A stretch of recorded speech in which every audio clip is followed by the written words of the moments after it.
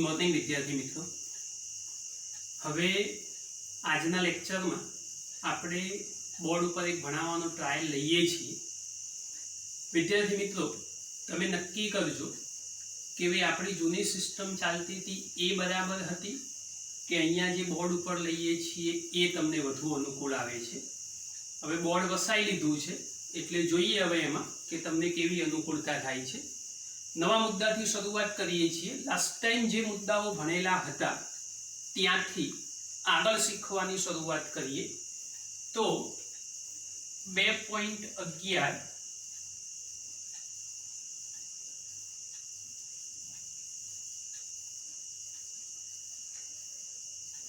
नवो मुद्दो छे।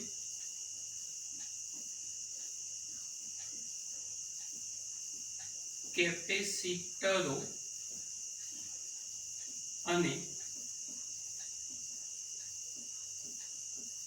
કેપેસિટન્સ। મિત્રો, આપણા પ્રકરણનું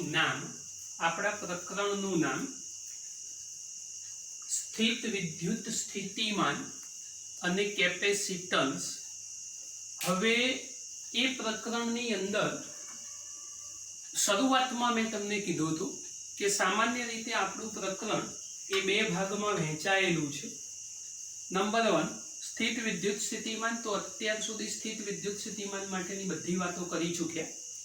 હવે જે મુદ્દાની ચર્ચા કરવાની છે એ મુદ્દો બદલાઈ છે। કેપેસિટર આપણા ચેપ્ટરનો બીજો ભાગ। હવે ખરેખર આ કેપેસિટર શું છે? તો અગત્યની વાત છે, ખૂબ ધ્યાનથી સમજજો। પહેલા એક પ્રાથમિક બાબત સમજાવી દઉં। અત્યાર સુધી જે ચેપ્ટર શીખ્યા છો અને હવે જે ચેપ્ટર શીખવાનું છે એવું માની લો કે ભાઈ આ ચેપ્ટરનું પરીક્ષામાં વેઇટેજ 10 માર્ક્સનું છે। તો અત્યાર સુધી જે પૂછાયું એમાંથી 3 માર્ક્સનું પૂછાશે, 7 માર્ક્સનું હવે પછીના મુદ્દામાંથી પૂછાશે। એટલે કે આ મુદ્દાની અંદર કેપેસિટર વાળો મુદ્દો એ ખૂબ ઇમ્પોર્ટન્ટ છે। એટલે તમારે કેપેસિટર વાળા મુદ્દા ઉપર ખાસ ફોકસ કરવાનું, એની ઉપર જ ધ્યાન કેન્દ્રિત કરવાનું છે। 70% પરીક્ષાનો પોર્શન એ આમાંથી પૂછાશે, પર્ટિક્યુલર આ ચેપ્ટરની વાત છે। હવે મિત્રો, સૌથી પહેલી એ સમજ પડવી જોઈએ કે ભાઈ આ કેપેસિટર સાહેબ છે શું। તો સૌથી પહેલા કેપેસિટર સમજવાનો પ્રયત્ન કરીએ તો બે सुवाहको थी बनती रचना ने कैपेसिटर, अंग्रेजी शब्द है कैपेसिटर, एने गुजराती में संधारक कहे छे। बे सुवाहकोथी बनती रचना। हवे साहेब सुवाहक केवा होवा जोईए?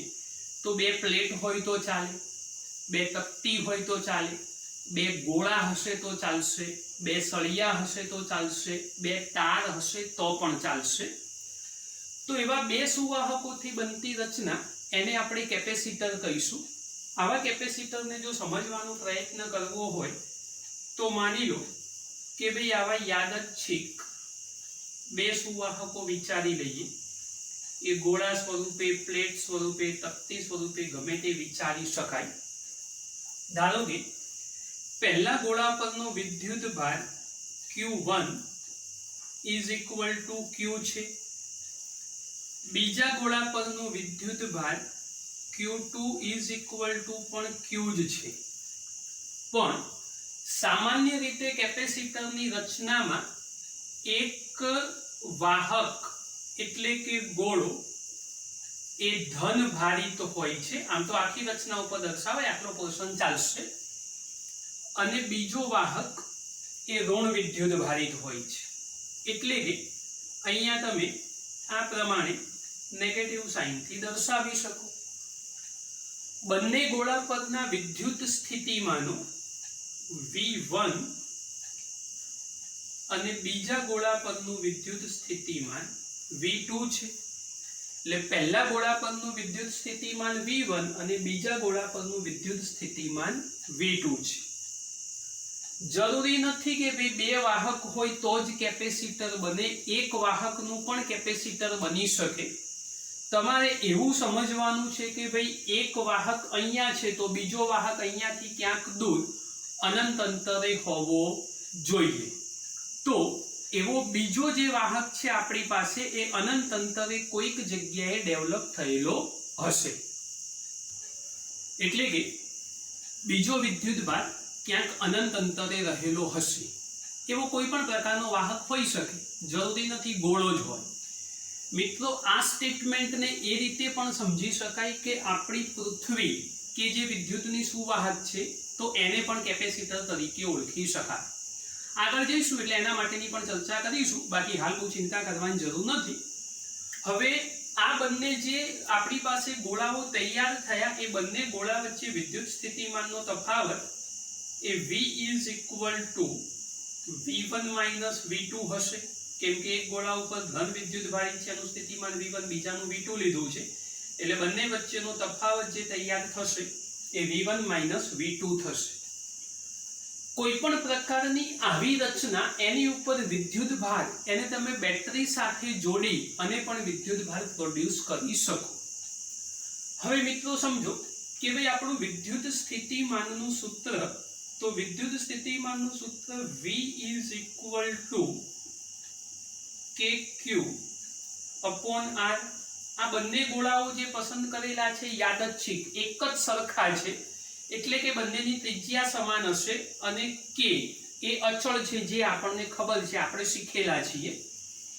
હવે રહી વાત Q માટેની, તો આની ઉપરનો જે વિદ્યુતભાર આપણી પાસે મૂકીએ છીએ એ વિદ્યુતભાર જેમ જેમ આપણે એની ઉપર વિદ્યુતભાર મૂકતા જઈશું, આ મૂક્યો, થોડોક મૂક્યો, મૂકતા જાઓ, એક ચોક્કસ પ્રકારની પરિસ્થિતિ એવી નિર્માણ પામશે કે ભાઈ Q એનું મૂલ્ય એ મહત્તમ થઈ જશે, એટલે સૌથી વધુ. તો એવા સંજોગોમાં એનું વોલ્ટેજનું મૂલ્ય પણ મહત્તમ થશે. Q મોટો બનતો જશે તો સ્વાભાવિક છે કે V મોટો બનતો જશે, Q નાનો બનતો જશે તો સ્વાભાવિક છે V પણ નાનો બનતો જશે. આ જ બાબતને વિદ્યુત ક્ષેત્ર સાથે સાંકળીએ તો વિદ્યુત ક્ષેત્ર માટેનું સૂત્ર KQ upon R². ફરી સેમ પરિસ્થિતિ તૈયાર થઈ કે ભાઈ Q નું મૂલ્ય એ મહત્તમ થશે, તો એવા સંજોગોમાં વિદ્યુત ક્ષેત્ર એ પણ મહત્તમ થશે. જો Q નું મૂલ્ય નાનું થતું જશે તો વિદ્યુત ક્ષેત્રનું મૂલ્ય પણ નાનું થતું જશે. હવે આ બંને ગોળાઓની વચ્ચેનો વિસ્તાર વિચારો કે ભાઈ ધન વિદ્યુત ભારિત છે તો એનું ક્ષેત્ર સ્વાભાવિક છે દૂર જાય, તો સામે ઋણ વિદ્યુત ભારિત છે તો જુઓ એનું ક્ષેત્ર સ્વાભાવિક છે કે નજીક આવ્યું. તો આ બંને વચ્ચેના વિસ્તારની અંદર બટ નેચરલ છે કે ભાઈ આવું વિદ્યુત ક્ષેત્ર તો પ્રોડ્યુસ થવાનું. હવે આ વિદ્યુત ક્ષેત્ર એ કોની ઉપર ડિપેન્ડન્ટ છે? તો વિદ્યુત ભાર ઉપર ડિપેન્ડન્ટ છે. એટલે જેમ વિદ્યુત ભારનું મૂલ્ય વધારતા જશો એમ વિદ્યુત ક્ષેત્રનું મૂલ્ય પણ વધતું જશે, અને જેમ વિદ્યુત ભારનું મૂલ્ય ઘટાડતા જશો એમ વિદ્યુત ક્ષેત્રનું મૂલ્ય પણ ઘટતું જશે. હવે એક પરિસ્થિતિ આપણને એવી મળવાની કે જે વખતે વિદ્યુત ભાર બમણો થાય તો ક્ષેત્ર પણ બમણું થશે. વિદ્યુત ભારનું મૂલ્ય અડધું કરો તો ક્ષેત્ર પણ અડધું થશે. હવે આ જે ક્ષેત્ર તૈયાર થયું એ સ્વાભાવિક છે કે ભાઈ આપણું ક્ષેત્ર એ સ્થિતિમાન સાથે પણ સંકળાયેલું છે. કેવી રીતે સાહેબ યાદ કરાવો? તો એ પણ યાદ કરાવી દઉં. આપણું સીધું સાદું સૂત્ર V is equal to E into D. યાદ કરો, સાહેબે શીખવાડેલું છે વેદ ફોર્મ્યુલા. તો વિદ્યુત ક્ષેત્ર અને સ્થિતિમાન બંને એકબીજાના સમપ્રમાણમાં, આપણે બે વચ્ચેનું અંતર તો હાલ બદલવા માંગતા નથી, તો આ બંને એકબીજાના કેવા પ્રમાણમાં થઈ જશે? તો સમપ્રમાણમાં થઈ જશે. હવે સમપ્રમાણમાં થાય તો વિદ્યુત ક્ષેત્ર, જો ભાર બદલાયો એટલે ક્ષેત્ર બદલાયું, ક્ષેત્ર બદલાશે તો V પણ બદલાશે, એટલે બધું એકબીજાના સમપ્રમાણમાં થતું ગયું. એક ચોક્કસ પ્રકારની પરિસ્થિતિ એવી સર્જાશે, યાદ રાખજો મિત્રો, એક ચોક્કસ પ્રકારની પરિસ્થિતિ એવી સર્જાશે કે જે વખતે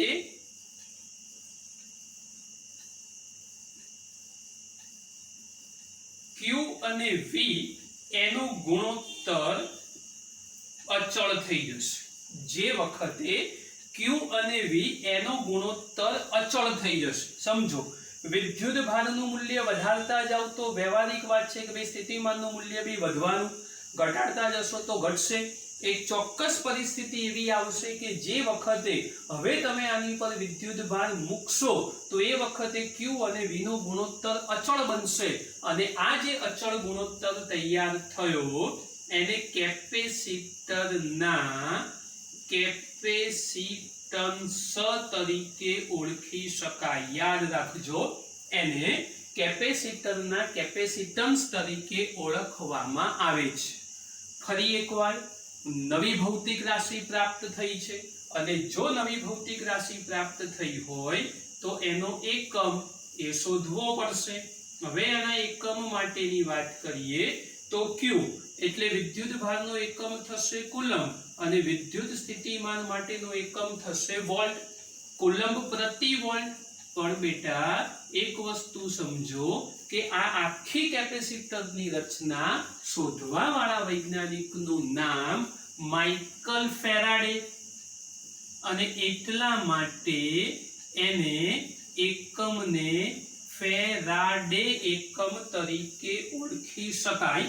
એટલે આ જે એકમ તૈયાર થશે એ એકમ એ ફેરાડે એકમ બનશે. ફેરાડે પણ લખી શકો તમે, ફરાળી નથી, યાદ રાખજો. હા, અત્યારે ખાવાની વાત નહીં આવતી, એ સમજી લેજો. એને ફેરાડે અથવા ફેરેડે એકમ તરીકે ઓળખી શકાય. અંગ્રેજી ઉચ્ચાર છે, સ્પેલિંગ જેમ કરવો હોય એમ કરી શકો. વ્યવહારિક વાત છે કે ભાઈ શોધવા વાળો વૈજ્ઞાનિક ફેરેડે હોય તો કુલંબ અને વોલ્ટ નામના બે વૈજ્ઞાનિકો એના સંશોધનમાં આવે. સ્વાભાવિક છે એને ના ગમે એટલે એને કીધું ભાઈ તમારે આ બે એકમ નહીં, તમારે મારું નામ યાદ રાખવાનું. તો સમજો કે ભાઈ Q અને V નો ગુણોત્તર અચળ જે તૈયાર થયો એ અચળ ગુણોત્તર એ આપણને કેપેસિટરના કેપેસિટન્સ નું મૂલ્ય આપશે. એને એની સંઘારક, આ જે શબ્દ કીધો સંઘારક, એની ક્ષમતા એટલે એની સ્ટ્રેન્થ, તાકાત તરીકે એને ઓળખી શકાય. હવે વ્યવહારમાં ફેરાડે એકમ એ ખૂબ મોટો છે તો એવા સંજોગોની અંદર આપણા કેપેસિટરની એમાં એ એકમ એ બીજા નાના સ્વરૂપે લખી શકાય. એટલા માટે એના નાના એકમો એ micro faraday, pico faraday, nano faraday આવા બધા એકમ તરીકે ઓળખી શકાય. ચલો, માઇક્રો એટલે સમજો 10⁻⁶, પિકો એટલે થશે 10⁻12, નેનો એટલે થશે 10⁻9. તો આ જે રચના તૈયાર થઈ એને કેપેસિટરના બેઝિક એટલે કેપેસિટર શું છે એ આપણે સમજ્યા કે હવે કેપેસિટર માટેની આ રચના તૈયાર થઈ. આવા કેપેસિટરની સંજ્ઞા જો આપણે દોરવી હોય તો એ કેપેસિટરની સંજ્ઞાત્મક આકૃતિ કેવી રીતે દોરી શકાય? તો બે વાહક પ્લેટ, બે તકતી, બે ગોળાઓ જે લખવું હોય આવી રચના તૈયાર થશે. આ કેપેસિટર બધું દર્શાવવા માટેનો સિમ્બોલ થશે C. બે પ્લેટો, બે તકતી, બે ગોળા. પણ આકૃતિમાં આપણે આવી પ્લેટ પ્રમાણે જ વાત કરવાની, બેની વચ્ચે બહુ વિશેષ અંતર ના હોવું જોઈએ, બે પાસ પાસે બતાવવાની છે.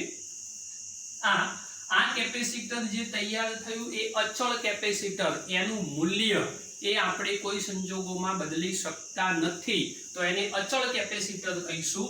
અને આના સિવાય આ જે કેપેસિટર થયું એ અચળ કેપેસિટર બનશે. આ સિવાય બીજું એક કેપેસિટર જે આપણા સિલેબસમાં નહીં આવે, તમારે બહુ ચિંતા કરવાની જરૂર નથી, તમારા નોલેજમાં હોવું જોઈએ નીટ JEE માટે. તો આવી નિશાની જો એની પર કરો તો આ પણ કેપેસિટરની જ સંજ્ઞા છે. આને ચલિત કેપેસિટર તરીકે ઓળખી શકાય. એટલે એક અચળ કેપેસિટર છે અને બીજા નંબરનું જે તૈયાર થયું એને ચલિત કેપેસિટર તરીકે ઓળખી શકાય। મિત્રો હવે આપણા સૂત્ર ઉપર ફોકસ કરો। થોડીક નવી વાત, C is equal to Q upon V। સમજો જરા ધ્યાનથી। અહીંયા એવું કીધું કે ભાઈ કેપેસિટરનું કેપેસિટન્સ એ શક્ય એટલા નાના મૂલ્યો ધારણ કરે તો શું સાહેબ મોટા મૂલ્યનું કેપેસિટર જ ના હોય એની પણ વાત કરીએ છીએ। સમજો। હવે અહીંયા ધ્યાનથી વિચારો કે ભાઈ જેનું વિદ્યુત સ્થિતિમાન નાનું એટલે નાના વિદ્યુત સ્થિતિમાન માટે આ વિદ્યુત સ્થિતિમાનનું મૂલ્ય જો નાનું હશે તો સ્વાભાવિક વાત છે કે ભાઈ એનો C એટલે કેપેસિટરનું કેપેસિટન્સ એ વધારે હશે। નાનું કેપેસિટર અને મોટું કેપેસિટર બનાવવું હોય તો એનું વિદ્યુત સ્થિતિમાન શક્ય એટલું કેવું રાખવું પડે નાનું। હવે જો વિદ્યુત સ્થિતિમાન નાનું હોય તો જેનું વિદ્યુત સ્થિતિમાન નાનું તેનું વિદ્યુત ભાર એ મોટો અથવા તો વધારે હોવો જોઈએ એ પણ સાબિત થાય। V નાનો હશે તો C મોટો હશે, Q મોટો હશે તો પણ C મોટો હશે। તો સમજો ધ્યાનથી કે ભાઈ આવા પ્રકારની ક્ષમતા કે જેનું વિદ્યુત સ્થિતિમાન ઓછું હોય અથવા વિદ્યુત ભારનું મૂલ્ય વધારે હોય એવી ક્ષમતા ધરાવતા જે કેપેસિટર તૈયાર થયા એ કેપેસિટર એને મોટા કેપેસિટર એટલે મોટા મૂલ્યના કેપેસિટર તરીકે ઓળખી શકાય। એનું પણ એક આગવું મહત્વ છે। આવા મોટા જે કેપેસિટરો એટલે વધારે મૂલ્યના કેપેસિટર જે હોય આપણી પાસે વધુ મૂલ્યના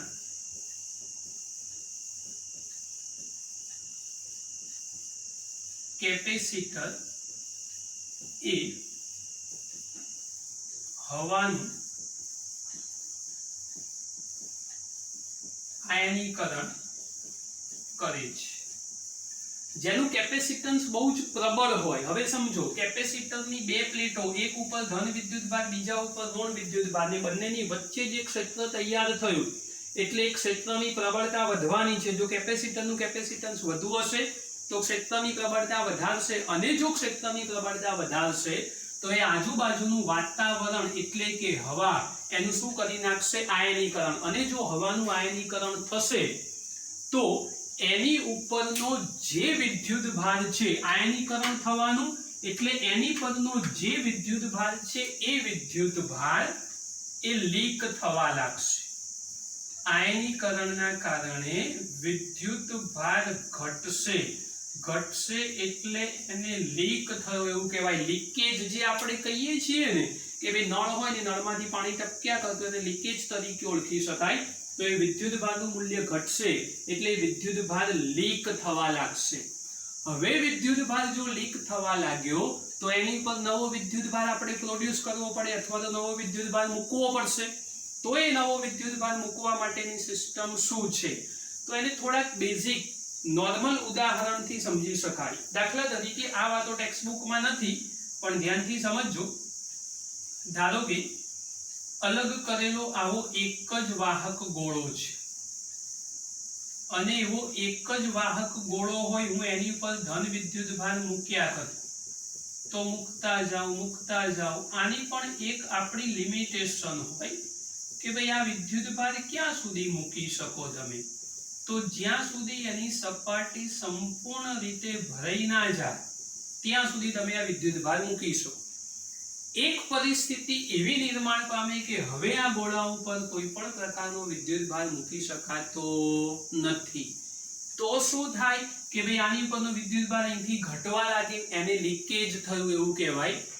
સામાન્ય રીતે કોઈ ગ્લાસમાં તમે પાણી ભરવાનો પ્રયત્ન કરો તો ગ્લાસ એનું ચોક્કસ લેવલ ભરાઈ જશે પછી પાણી નાખો તો પાણી બહાર આવી જશે એમાં સમાવેશ થઈ શકશે નહીં। આને લીકેજની ઘટના તરીકે ઓળખી શકાય। એટલે એ વિદ્યુત ભારનું મૂલ્ય એ ધીમે ધીમે ધીમે ધીમે ધીમે શું થતું જશે તો ઘટતું જશે. આ પરિસ્થિતિ એ માત્ર મોટા કેપેસિટન્સ વાળી રચના માટે જ શક્ય છે. નાના કેપેસિટર વાળી રચનામાં આ બાબત પોસિબલ નથી.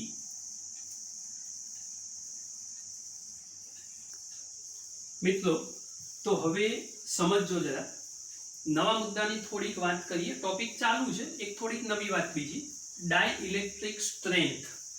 હવે ડાઇલેક્ટ્રિક સ્ટ્રેન્થ એટલે વિદ્યુત ક્ષેત્ર જ છે, નવું કશું સમજવાનું નથી, ચિંતા ના કરશો. તો ડાઇલેક્ટ્રિક સ્ટ્રેન્થ એટલે શું? તો ડાઇલેક્ટ્રિક માધ્યમ બ્રેકડાઉન થયા સિવાય, બ્રેકડાઉન એટલે ઘટ્યા સિવાય, ડાઇલેક્ટ્રિકને અવાહક તરીકે આપણે ઓળખેલો છે, યાદ રાખજો, એના મુદ્દાની ચર્ચા થઈ ગયેલી છે. ડાઇલેક્ટ્રિક માધ્યમ બ્રેકડાઉન થયા સિવાય જે મહત્તમ વિદ્યુત ક્ષેત્રનો સામનો કરી શકે એને ડાઇલેક્ટ્રિક સ્ટ્રેન્થ તરીકે ઓળખી શકાય. અને આ ડાઇલેક્ટ્રિક સ્ટ્રેન્થ એટલે આપણું વિદ્યુત ક્ષેત્ર જ, નવું કશું જ નથી. યાદ રાખજો, યાદ કરાવી દઉં સૂત્ર, V બરાબર E × D એટલે વેધ સૂત્ર તૈયાર થયું. હવે સમજો કે ભાઈ કેપેસિટરની બે પ્લેટ વચ્ચેનું અંતર D = ધારો કે 1 સેન્ટીમીટર લઈ લો. તો બંને વચ્ચેનું અંતર 1 સેન્ટીમીટર હોય તો આપણો V અને E એ બંને કેવા થવા જોઈએ? એક જ સરખા. તો આવા જે ડાઇલેક્ટ્રિકની વાત છે એ ડાઇલેક્ટ્રિકની અંદર સામાન્ય રીતે એ ડાઇલેક્ટ્રિક એનું મૂલ્ય એ તમને ખબર હોવી જોઈએ. પણ સાહેબ યાદ તો છે નહીં, યાદ તો હોવું જોઈએ પણ નથી, તો કઈ વાંધો નહીં. હવા જેવા માધ્યમ માટે, હવા જેવા માધ્યમ માટે ડાઇલેક્ટ્રિક સ્ટ્રેન્થ એટલે કે વિદ્યુત ક્ષેત્ર એનું મૂલ્ય 3 ગુણ્યા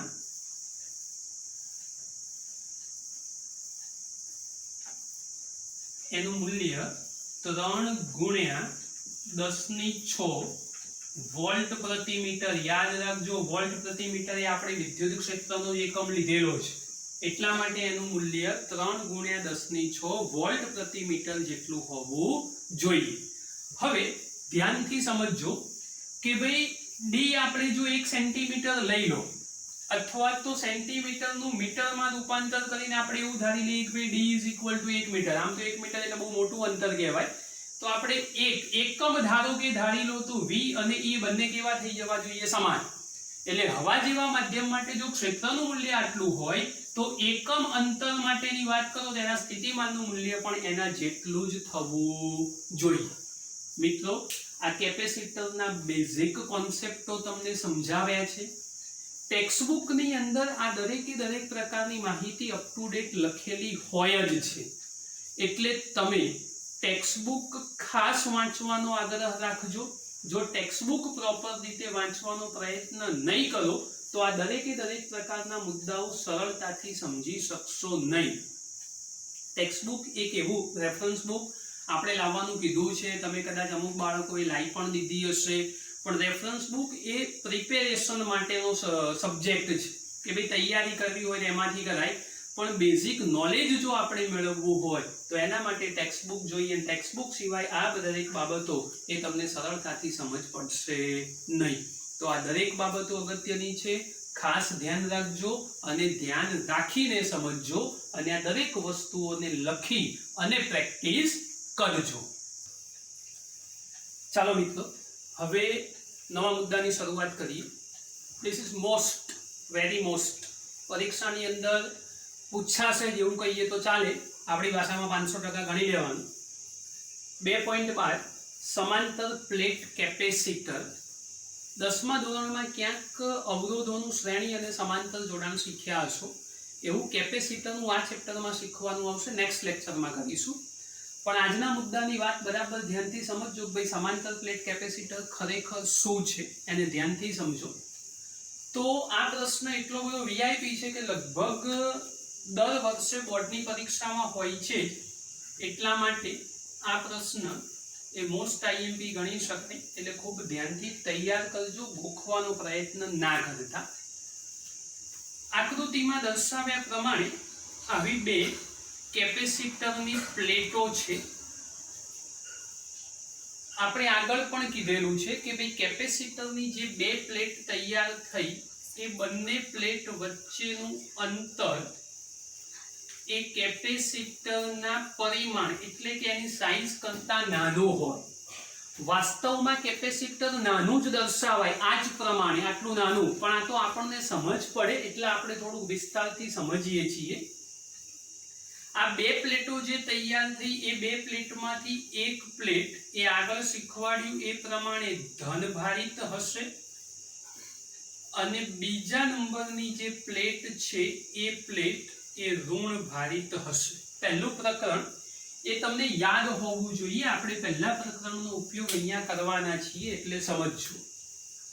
આ પહેલા નંબરની જે પ્લેટ છે એની વિદ્યુત ભારની પૃષ્ઠ ઘનતા એ પ્લસ સિગ્મા છે અને બીજા નંબરના પ્લેટની વિદ્યુત ભારની પૃષ્ઠ ઘનતા એ માઇનસ સિગ્મા છે. આ જે કોઈ વર્ણનના શબ્દો બોલું છું એ તમારે ફરજિયાત લખવા પડશે, ધ્યાન રાખજો. આ પ્લેટના આડછેદનું ક્ષેત્રફળ કેપિટલ એ જેટલું છે. હવે ધ્યાનથી વિચારો કે ભાઈ ધન વિદ્યુત ભાર છે એનું ક્ષેત્ર સ્વાભાવિક છે કે દૂર જવું જોઈએ. તો જુઓ આ પ્લેટ માટે વિચારીએ કે ભાઈ ધન વિદ્યુત ભારનું ક્ષેત્ર એ આ રીતે દૂર જાય છે. તો અહીંયા દૂર જશે તો પ્લેટની બહારના વિસ્તારમાં પણ આ પ્રમાણે દૂર જવું જોઈએ. તો એ જ પ્રમાણે આ પ્લેટ માટે જુઓ અંદર બંને પ્લેટો વચ્ચેના વિસ્તારમાં ક્ષેત્ર આ પ્રમાણે મળશે અને બહારના વિસ્તારની અંદર ક્ષેત્ર એ આપણને આ પ્રમાણે મળશે. ધ્યાનથી સમજજો જરા. આ બહારના વિસ્તારમાં ક્ષેત્ર એટલે પ્લેટોની બહારના વિસ્તારની વાત છે. હવે એ જ પ્રમાણે આપણે ઋણ વિદ્યુત ભાર વિચારી લો. તો આ ઋણ વિદ્યુત ભાર એનું ક્ષેત્ર નજીક જવું જોઈએ. તો આ ઋણ વિદ્યુત ભારનું ક્ષેત્ર જુઓ નજીક જાય છે. ઉપર જુઓ અલગ કલરથી બતાવું છું આ ઋણ વિદ્યુત ભારનું ક્ષેત્ર કે જે નજીકની બાજુ જઈ રહ્યું છે. જુઓ આ નજીક જાય છે, આ જુઓ નજીક જાય છે, આ જુઓ નજીક જાય છે. હવે આ પરિસ્થિતિ તો ઋણ માટે ને ધન માટે બંને માટે સાચી. જેવી મેં પરિસ્થિતિ ઉપર ડેવલપ કરી એવી જ પરિસ્થિતિ નીચે પણ વિચારી શકાય. કેવી રીતે વિચારી શકાય નીચે?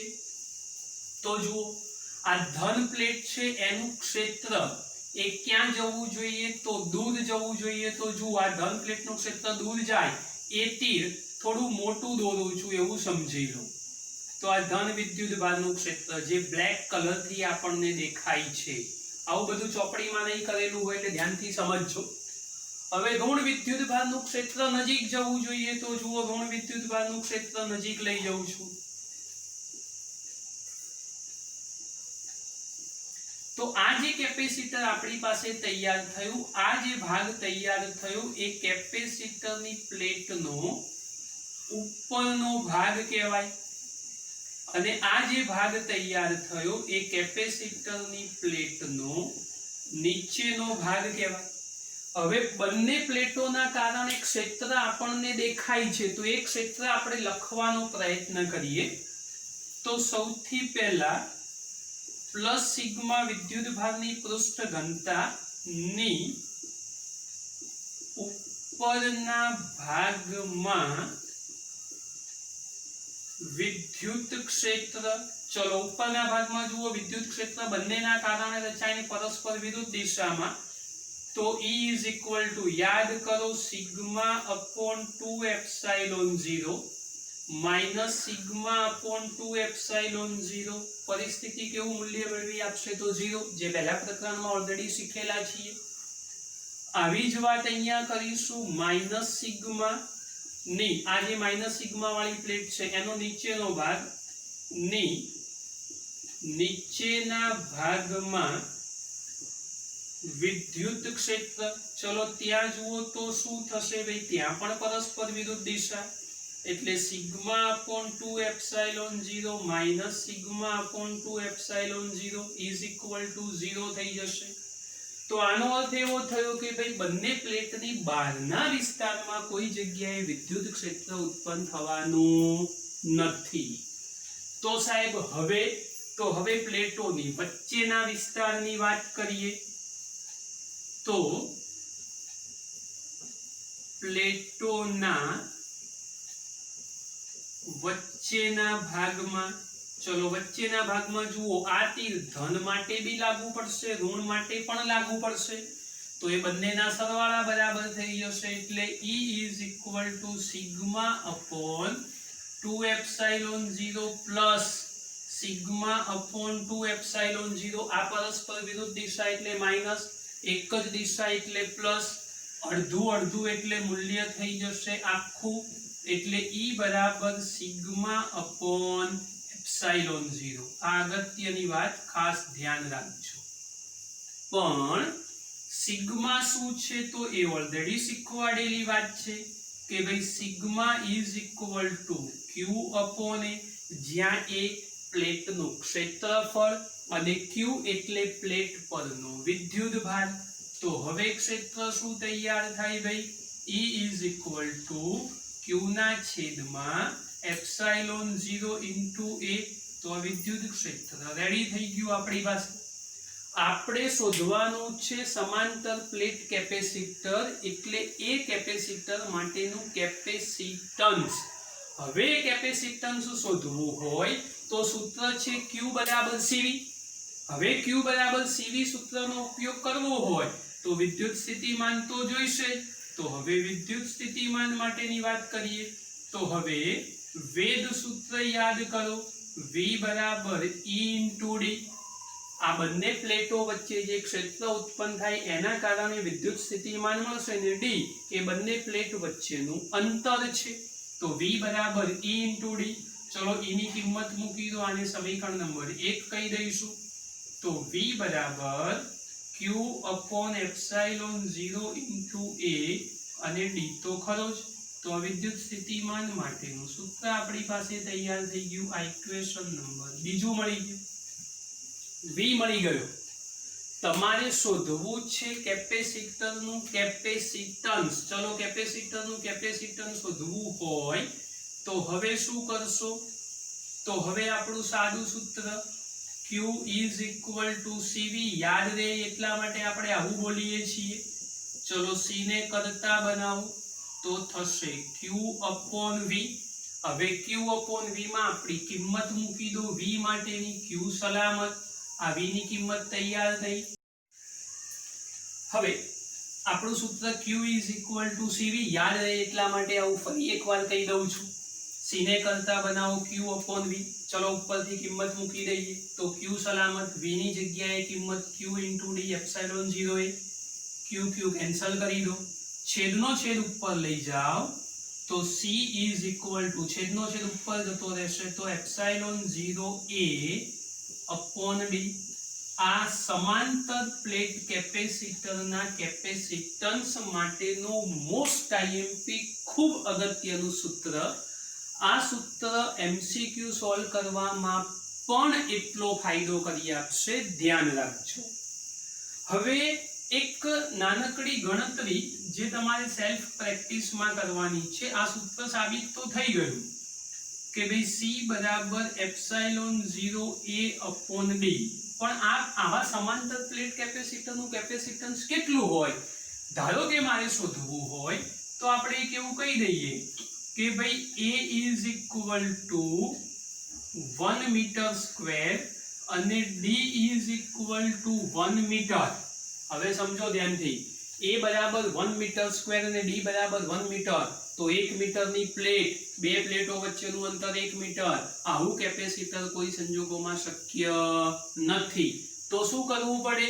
તો આ અંતર આપણે કેપેસિટર કેવું દોરીએ છીએ તો આવું ખૂબ જ નાનું. આવી જ બે પ્લેટો આપણે તો બતાવી હતી કે ભાઈ બે પ્લેટો વચ્ચેનું અંતર નાનું હોવું જોઈએ, તો વધારે તો ના ચાલે. તો આપણે શું કરીશું કે ભાઈ મીટરની જગ્યાએ તમે મિલીમીટર લઈ લો અને અહીંયા આગળ મીટરની જગ્યાએ મિલીમીટર સ્ક્વેર લઈ લો. એપ્સિલોન 0 તમે જાણો છો સૂત્રમાં કિંમત મૂકશો એટલે તમને સમાંતર પ્લેટ કેપેસિટરના કેપેસિટન્સનું મૂલ્ય મળશે. પણ બેટા આ જે વાત છે ને એ માત્ર સમજવા માટેની વાત છે. એવી કોઈ કેલ્ક્યુલેશન કરવાની જરૂર નથી. તમે પ્રેક્ટિસમાં થોડી કરો એટલે તમને આઈડિયા આવી જાય કે ભાઈ ખરેખર આ શું છે. હવે સાહેબ બોર્ડ ઉપર તો તમે આટલું જ લખ્યું, તો બોર્ડ ઉપર હું લખું એટલું તમે લખો ને તમને આવડી જાય એ પોસિબલ નથી. મેં શરૂઆતમાં પહેલા મુદ્દાથી દરેકે દરેક પ્રકારના સ્ટેટમેન્ટની અપ ટુ ડેટ ચર્ચા કરેલી છે. તો એ દરેક સ્ટેટમેન્ટ તમારે વર્ણન સ્વરૂપે લખવા પડશે અને લખીને જો આ સૂત્ર સાબિત કરશો તો એના માર્ક્સ મળશે, બાકી એના માર્ક્સ મળવા શક્ય નથી. તો આજના લેક્ચરની અંદર આટલે સુધીની વાત રાખીએ છીએ. બાકીની નવી વાતો જે સમાંતર પ્લેટ કેપેસિટર પછી કેપેસિટરનું શ્રેણી અને સમાંતર જોડાણ આવશે એ નેક્સ્ટ રાઉન્ડમાં જોઈશું. પણ મિત્રો એક બાબત હજુ ફરી યાદ કરાવું જે મેં શરૂઆતમાં કીધી હતી. આજના લેક્ચરમાં તમે બોર્ડ ઉપર ભણ્યા છો અને આપણે અત્યાર સુધી રેગ્યુલર નોટબુકમાં ભણાવતા હતા. તો આ બંને માટેના રિવ્યુ એ હું તમને જ્યારે લેક્ચર સેન્ડ કરીશ ને એ વખતે રિવ્યુ માંગીશ. તો પોસિબલ હોય તો રિવ્યુ આપજો એટલે ખબર પડે કે ભાઈ ભવિષ્યનું કામ આપણે કેવી રીતે કરવાનું છે. બાકી ધ્યાન રાખો, ઘેર રહો અને અપ ટુ ડેટ મહેનત કરો.